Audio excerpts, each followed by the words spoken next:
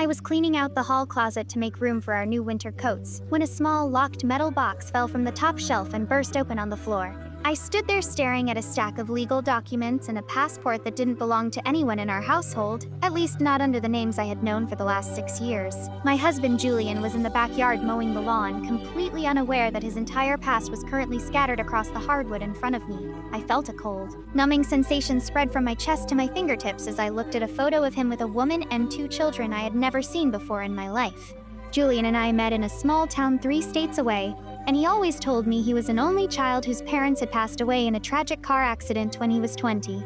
I had spent years comforting him on the anniversary of their deaths, feeling a deep sense of shared grief because I had lost my own mother young. We had built a life on the idea that we were 2 people who found a second chance in each other.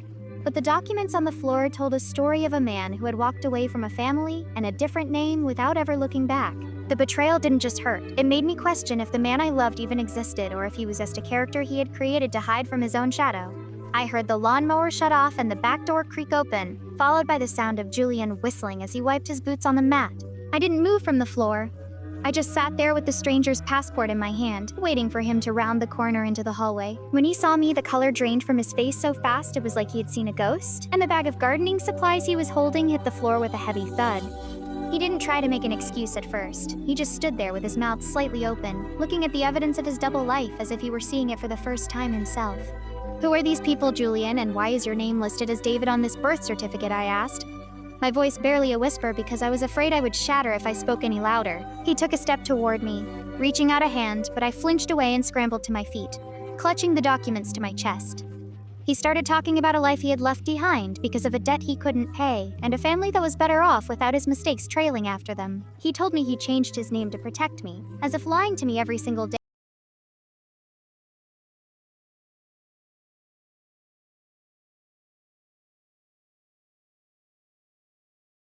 carefully constructed lie designed to keep me from asking the wrong questions. He wasn't the man I married.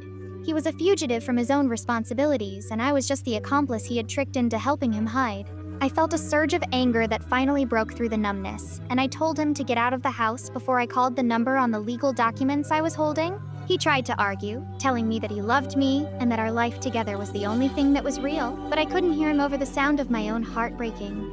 I stayed in that house for 1 more week, just long enough to pack his things and change the locks, before I moved to a city where nobody knew either of our names. I contacted the woman from the photos and found out that she had been looking for him for years, not for money, but just so her children could know their father was still alive. I didn't feel like I had saved anyone.